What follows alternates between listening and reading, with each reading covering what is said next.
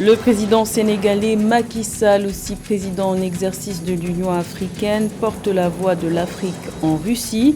L'organisation panafricaine s'inquiète de la persistance du conflit entre l'Ukraine et la Russie, deux pays de poids dans les exportations agricoles mondiales. La solidarité internationale pour le développement et l'investissement, Sidi, lance FEFISOL 2, un financement de 22,5 millions d'euros destiné à soutenir le secteur agricole en Afrique et plus particulièrement la microfinance rurale. Et les autorités ivoiriennes veulent préserver le poumon vert d'Abidjan. Un mur est en construction pour encercler le parc national du Banco, classé au patrimoine national en 1953. Tout d'abord en Angola, la date des prochaines élections générales a été publiée ce vendredi par la présidence. Ces scrutins se tiendront le 24 août prochain. Les électeurs angolais seront appelés aux urnes pour élire leurs députés qui seront à leur tour chargés d'élire le numéro 1 de la liste majoritaire à la présidence. L'opposition Union nationale pour l'indépendance totale de l'Angola, UNITA, d'Alberto Costa Junior a décidé de s'unir dans cette élection présidentielle indirecte pour faire face au mouvement populaire de libération de l'Angola du président sortant João Lourenço. Le parti MPLA, qui rappelons-le, est au pouvoir depuis l'indépendance du pays acquise en 1975. Également dans l'actualité, au Mali, 2 casques bleus de la mission multidimensionnelle intégrée des Nations Unies pour la stabilisation au Mali, MINUSMA, ont perdu la vie ce vendredi 3 juin suite à l'explosion d'un engin improvisé dans le centre du pays. Ces 2 casques bleus étaient issus du contingent égyptien. Ces nouvelles victimes alourdissent le bilan des pertes de la MINUSMA, composée de 12 000 soldats de différentes nationalités.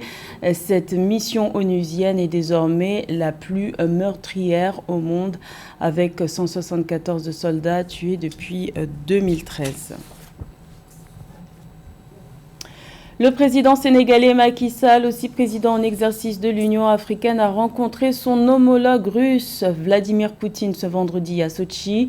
Ce déplacement en Russie a pour but d'évoquer les crises économiques et alimentaires qui résultent du conflit entre la Russie et l'Ukraine depuis février dernier et qui impactent considérablement le continent africain. Synthèse de cette rencontre avec Robin Lozano. Les pays africains sont aussi victimes de la guerre en Ukraine. Voilà ce qu'a affirmé ce vendredi 3 juin le président sénégalais et président en exercice de l'Union africaine, Macky Sall. Une déclaration faite dans le cadre d'une visite officielle en Russie. Il faut dire que les pays africains importaient plus de la moitié de leur blé de Russie ou d'Ukraine.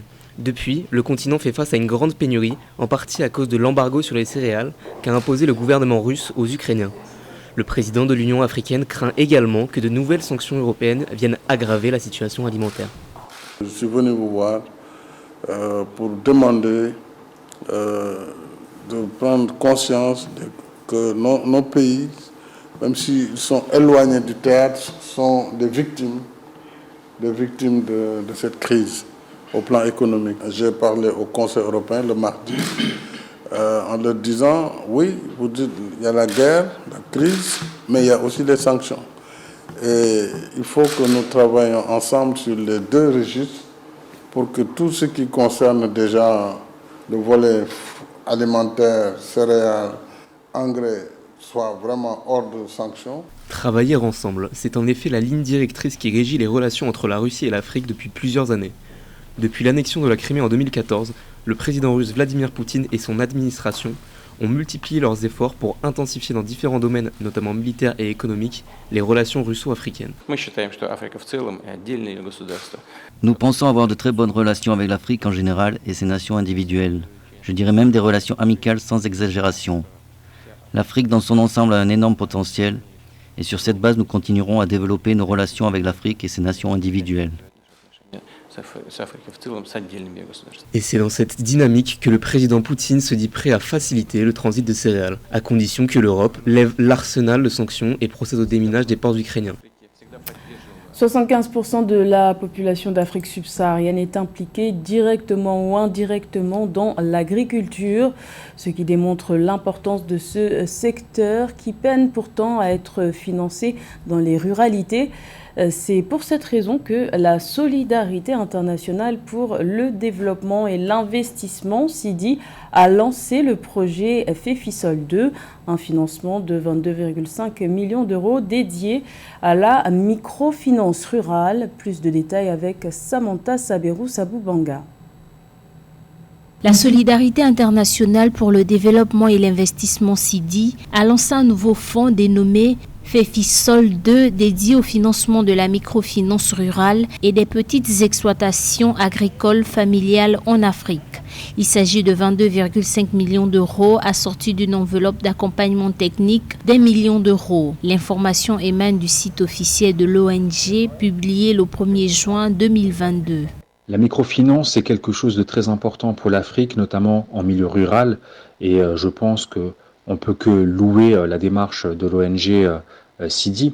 En revanche, cela vient mettre en exergue, une fois de plus, le manque de politique publique, le manque de politique interventionniste des États africains, parce que nous savons qu'une grande composante des économies africaines est faite de ruralité. Le financement du secteur agricole revêt en effet une importance cruciale en matière de sécurité alimentaire, d'emploi, de résilience face au dérèglement climatique et également par rapport à l'inclusion financière des femmes qui, même si elles représentent plus de la moitié de la main-d'œuvre agricole, n'ont le plus souvent pas les mêmes accès au financement que les hommes.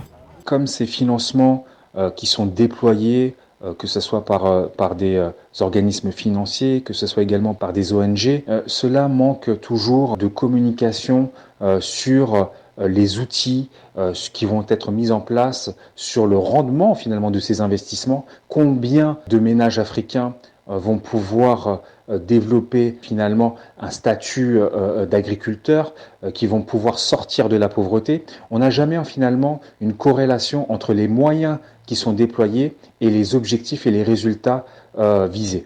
FEFISOL 2 sera mise en œuvre dans plus de 28 pays d'Afrique et conçu pour permettre de répondre aux enjeux cruciaux du financement des populations vulnérables en milieu rural en Afrique et plus particulièrement du financement du secteur agricole. Les premiers décaissements se feront dès le mois de juillet 2022. Préserver le parc national du Banco, poumon vert de la ville d'Abidjan, c'est le but des autorités ivoiriennes qui ont décidé de lancer la construction d'un mur. Un mur destiné à encercler ce patrimoine national d'une superficie de plus de 30 km². Les précisions d'Océane Kwasi. 12 km de béton pour préserver le parc national de Banco, constamment menacé par l'exploitation forestière illégale et la pollution.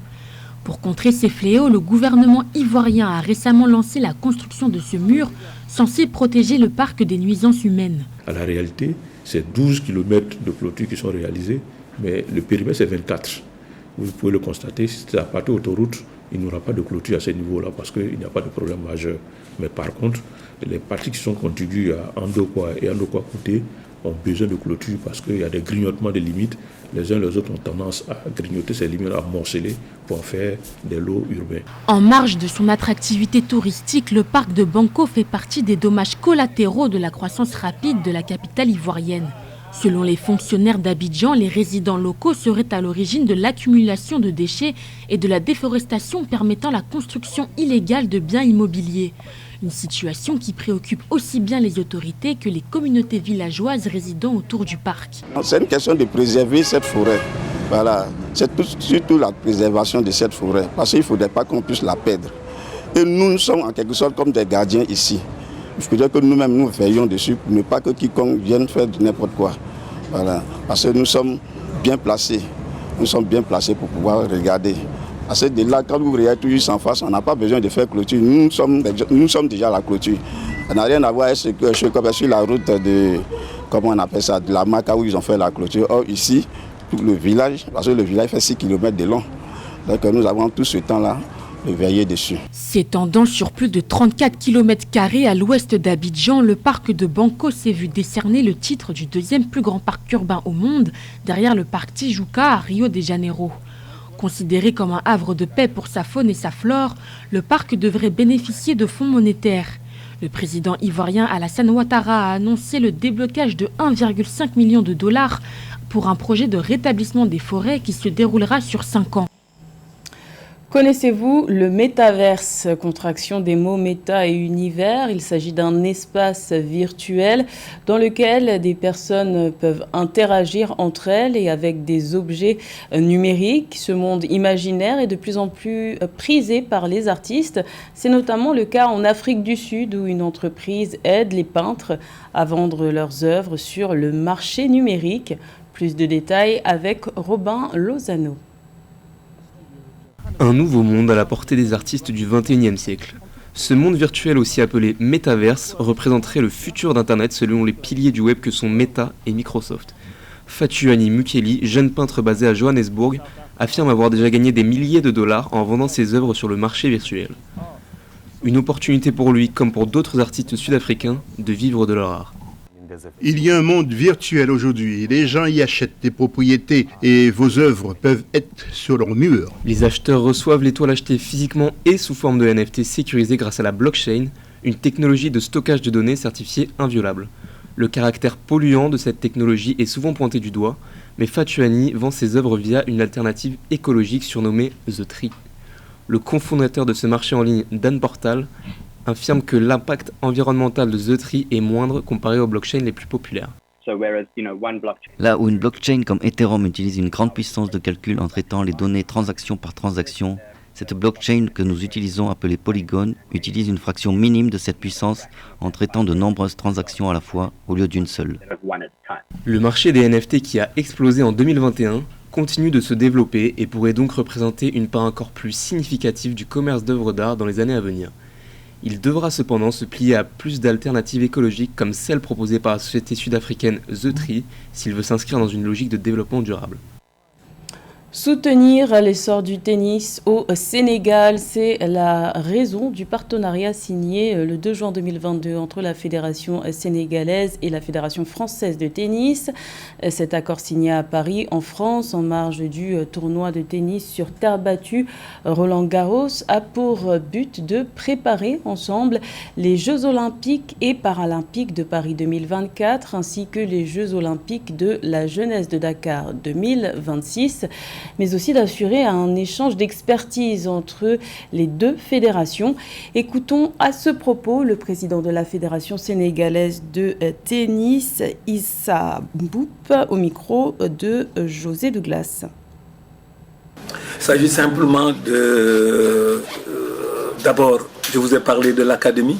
C'est une académie que nous voudrions bâtir avec des cours de terre battue. C'est extrêmement important quand on sait qu'au niveau du Sénégal aujourd'hui, on n'a pas un seul cours en terre battue.